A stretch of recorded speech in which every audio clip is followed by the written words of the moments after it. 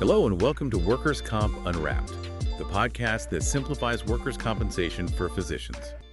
So, let's get started. Welcome to Season 3, Episode 7 of Workers' Comp Unwrapped.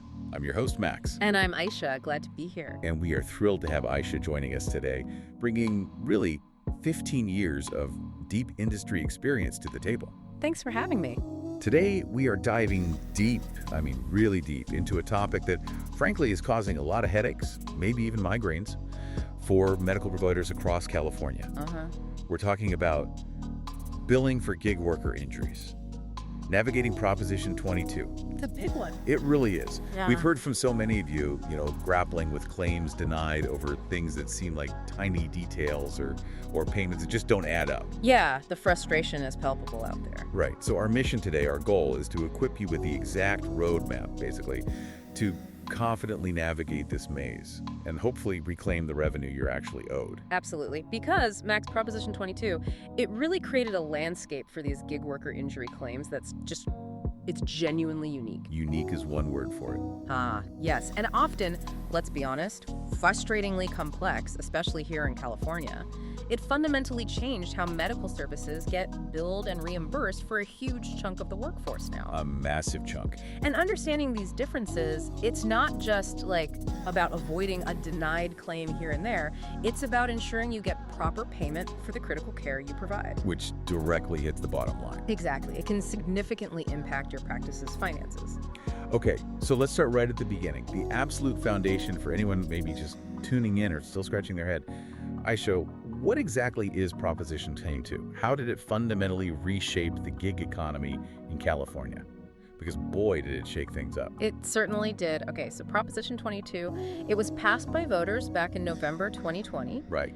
And legally, it defines gig workers, think rideshare drivers, food delivery couriers, that sort of thing, as independent contractors. Okay, independent contractors, not employees. Precisely. And that distinction, it's crucial because it means they are not traditional employees under the law.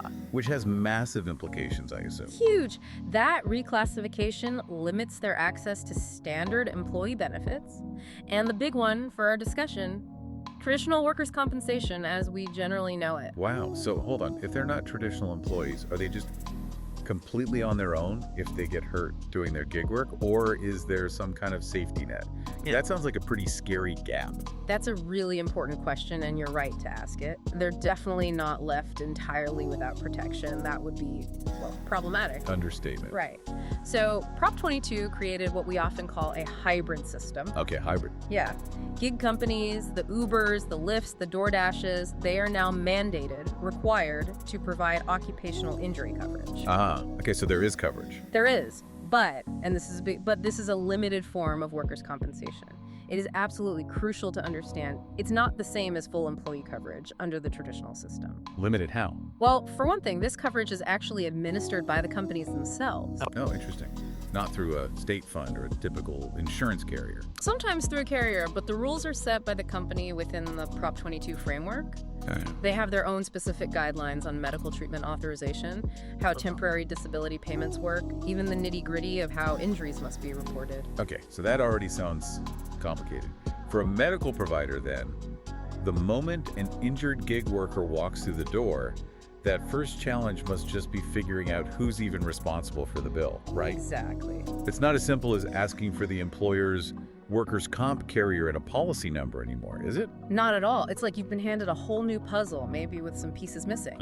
Providers absolutely must, first step, correctly identify if the injury actually falls under Prop 22 coverage.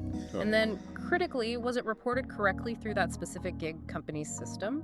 Because they often have proprietary portals or apps for this. Got it. And then the billing codes. And then, yes, you need to know which billing codes are appropriate for that particular company's plan. It might not be the standard OMFS approach you're used to. Wow. Imagine a provider, like you said, they spend hours on a complex procedure, maybe a surgery. Right. Only to have the whole claim tossed out because I don't know, a checkbox was missed on an online form, or the injury wasn't logged through the company's app within, say, 24 hours. It happens, and that's not just a headache, it's real money. It's lost revenue that can directly impact whether a practice keeps its doors open, especially smaller clinics. Okay, that paints a very clear and slightly terrifying picture of just the initial hurdle. But this is where, like you said, it gets really interesting for providers on the ground. Many might just assume, okay, it's workers' comp, just for a different type of worker. Where does that assumption completely crash and burn when you look at the actual differences between traditional workers' comp and this Prop 22 coverage? That assumption, that's precisely where most of the problems start. It's where, the wheels fall off the bus for so many practices. There are several really key distinctions. Let's break them down. Okay, first, let's talk about the scope of coverage. This is fundamental. Proposition 22 only covers injuries that happen while performing app-based work. While the app is on, basically. Essentially, yes, but it's defined quite narrowly. If an incident happens even slightly outside the specific work scope, maybe the driver was offline between fares, or they were on their way to pick up food but hadn't officially accepted the delivery order yet. That is not covered. Then it's not covered under Prop 22, period. Wow, okay. That's a huge difference right there. What else? Then there's medical provider access. In traditional workers' comp, you might deal with a broad MPN, a medical provider network, right? Right, there's usually a list, sometimes quite large. Under Prop 22, gig companies often direct injured workers to specific approved providers. It kind of functions like an MPN, but it's tailored to the gig company's own, often much smaller, panel. So you might not even be on their approved list. Exactly, and that can be a major barrier right from the start. Okay, what's next? Third, let's talk temporary disability, the money the worker gets while they can't work. TTD, yeah. There's a defined formula for temporary total disability, or TTD, payments under Prop 22. And here's a kicker. This formula can, and often does, differ from the standard California workers' comp TTD rates. Seriously, so you can't just use the state calculator? Nope. Providers or their billers need to verify the specific rate applicable under that company's plan before billing, just to make sure the calculations are even accurate. You can't just rely on the standard DWC guidelines or the OMFS. Man, okay. That's another layer. What else? Number 4. Number 4 is reporting and documentation. We touched on this, but Prop 22 generally has much stricter and shorter timelines for reporting the injury directly to the company. How strict are we talking? Sometimes extremely strict. Hours, not days. And this is critical. Missed deadlines can easily lead to a claim denial. It doesn't matter how legitimate the injury is. So it's less like submitting a report when you get around to it, and more like a timed exam. That's a great analogy. Miss the deadline, and no matter how perfect your answers or how real the injury, you might just get a 0. The claim gets denied. Okay. And the last one, you mentioned billing codes. Yes, finally, billing codes. Certain services might be reimbursed differently under Prop 22 plans. They might bundle things differently or have specific modifiers they require. So it's absolutely crucial, vital to use the correct CPT and ICD codes, not just for treatment, but for getting authorization beforehand and then for getting paid afterwards. Using generic codes or codes that are slightly off, that's a really common reason for rejections. So wrapping that section up, it sounds like the rules are just incredibly company-specific, which is such a stark contrast to the relatively standardized regulations you see through the DWC, the Division of Workers' Compensation, and OMFS, the Official Medical Fee Schedule, in traditional comp. This isn't just a minor difference. It means, like, one big rideshare company might demand you submit everything digitally through their unique app. Right. While a food delivery service maybe still insist on faxing a specific proprietary form to some regional office you've never heard of. That's the reality. And missing that single tiny detail means your payment just sits in limbo. Potentially for months, right? While you chase it down. Precisely, Max. And that difference, that company-specific nature, that's where most providers really run into problems. They just mistakenly assume Prop 22 operates identically to traditional workers' comp. Business as usual. Yeah. And that leads to incorrect filings, missed deadlines, rejected authorizations, and ultimately just a lot of frustration and, frankly, unpaid bills. It really requires a completely different mindset. It's almost like you have to learn a new, slightly different language for every major player in the gig economy. A language filled with very specific jargon and hidden traps. You could say that. Okay, so knowing all these subtle differences, these potential pitfalls, what's the proactive game plan What should providers be doing to try and actually nail these claims right from the start? Because for a busy clinic, they're juggling dozens of payer contracts already. Maybe they have a shrinking admin team. Adding Prop 22 complexity sounds like a recipe for just constant frustration. It absolutely can be, you're right. A specialized approach isn't just nice to have, it's necessary. So what are the essentials, the best practices? Okay, here are the key strategies. Number 1, always verify employment status and coverage. First step, confirm the worker's classification. Are they really a gig worker under Prop 22 for this company? Right. And crucially, ensure the injury happened specifically during that narrowly defined app-based work. Don't just take their word for it, ask clarifying questions. Get the details. Second, understand the company's claims process. Before you even think about treatment, if possible, each gig company, like we said, might have its own unique portal, maybe a specific contact person, maybe even a preferred way to submit bills, fax, email, carrier pigeon.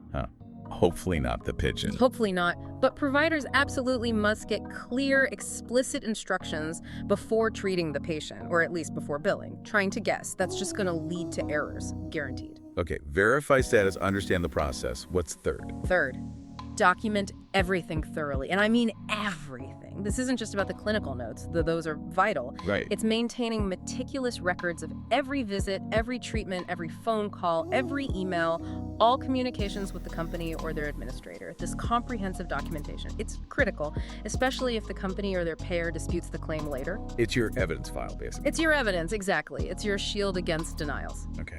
Fourth, back to coding. Use correct coding. I know we keep saying it, but it's that important. Reiterate to your billing staff that CPT and ICD codes must accurately reflect the treatment and align with that specific Prop 22 plan's rules. No generic codes. No generic codes. They are known to reject claims if codes are inconsistent with the approved scope of services or their own company-specific requirements.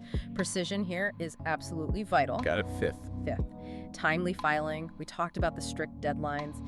You need to encourage or really implement a robust tracking system.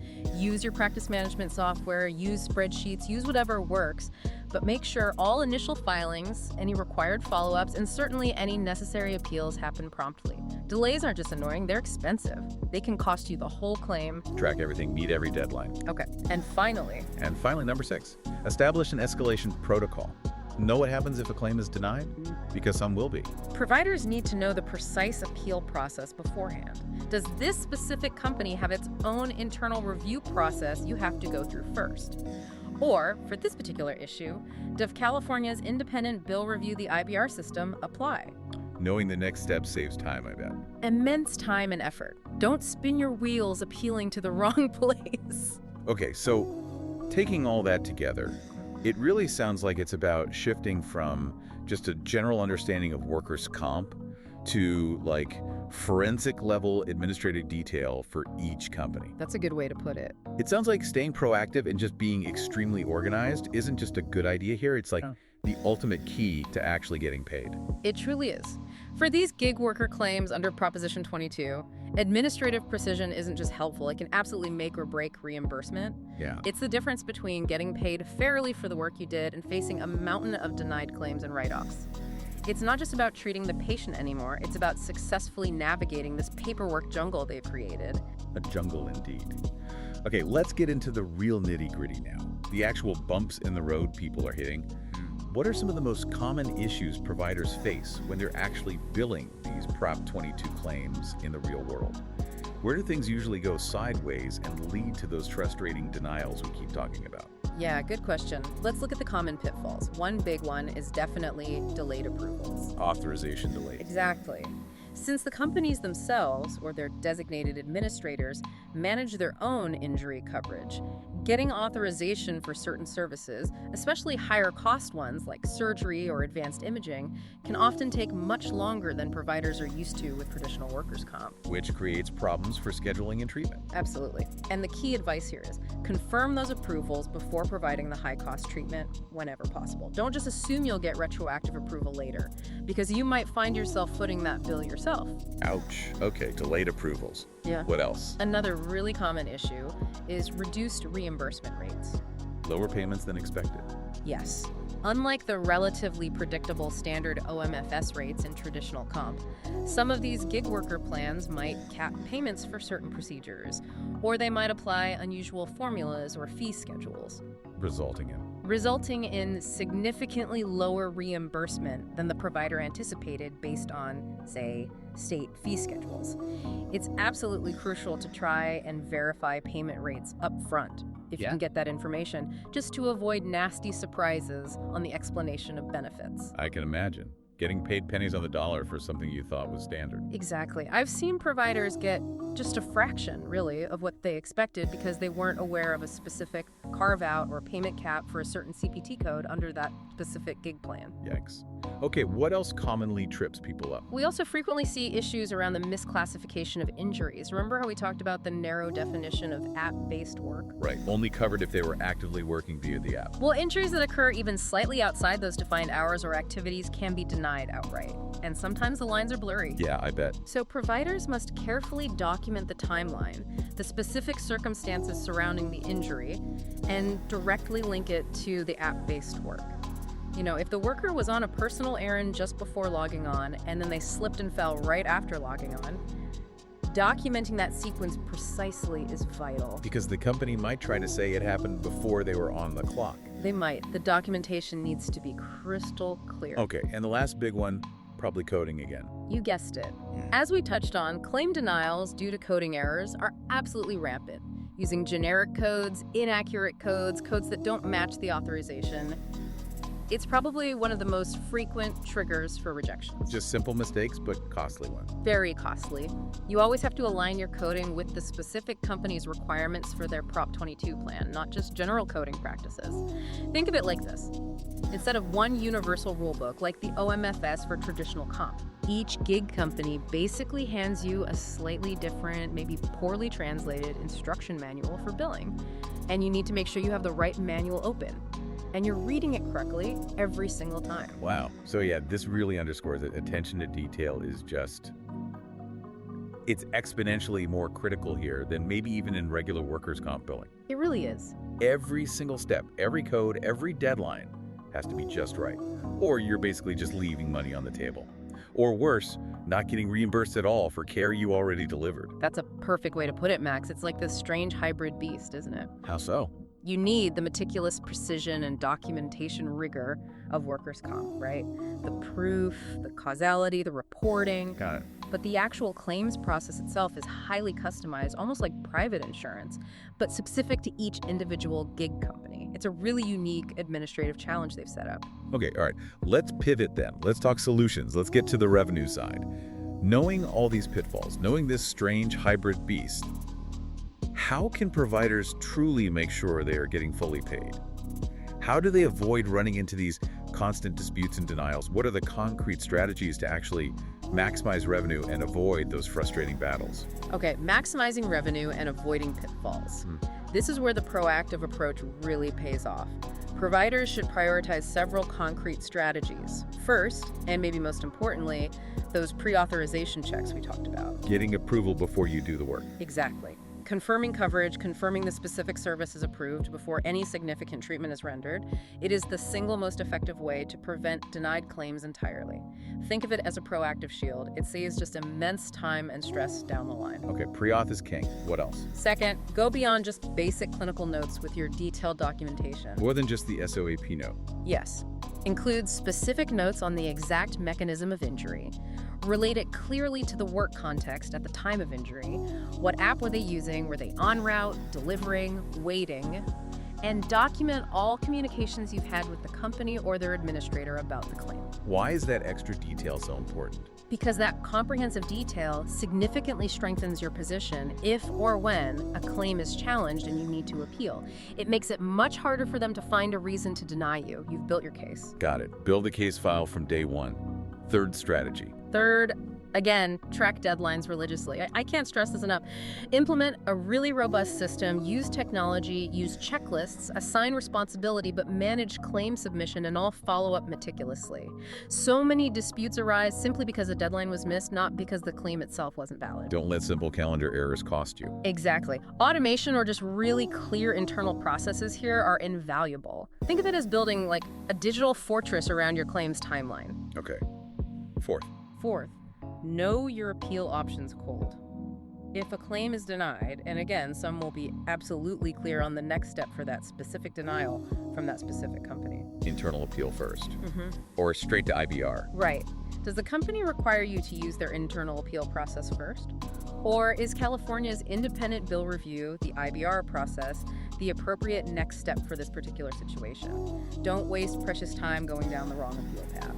Know the math. Makes sense. And the final piece of advice. And finally, this is crucial for practice managers. Educate staff continuously.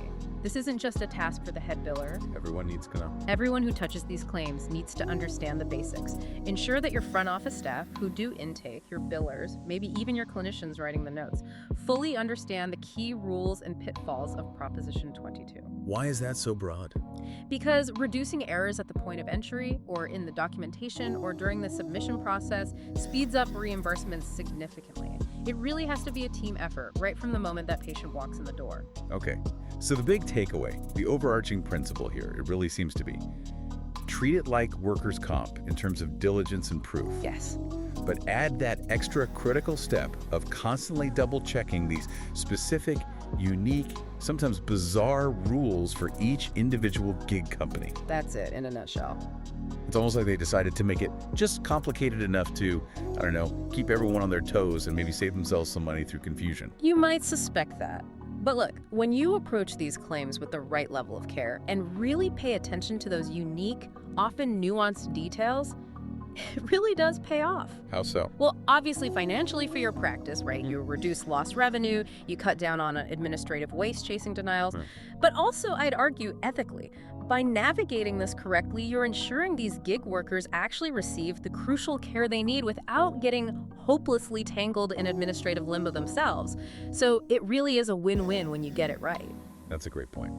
Okay, and that really wraps up our deep dive today into this complex, but as you said, definitely navigable landscape of Proposition 22 for gig worker injury billing. Yeah. It's clearly a field that's still evolving, isn't it? Oh, absolutely. The rules, the interpretations, they can shift. So staying informed, staying educated, that really is your best defense against the confusion and against those really frustrating denied claims. Remember, truly, every detail matters in this specific space. Your team's administrative precision, that attention to detail, it can genuinely make the difference between a successful claim and, well, a lost battle and lost revenue. Well said. We really encourage all of you listening to apply these insights. This knowledge hopefully is designed to empower you to help you navigate even the trickiest information, like Prop 22 billing with more confidence. Stay curious out there. Keep learning. And we'll be back soon with another deep dive into a topic you probably didn't even know you needed to explore. Thanks for joining us. Thank you. Thanks for listening to Workers' Comp Unwrapped. If you found value in today's episode, subscribe and share with fellow doctors. Stay informed and keep making a difference in your patients' care.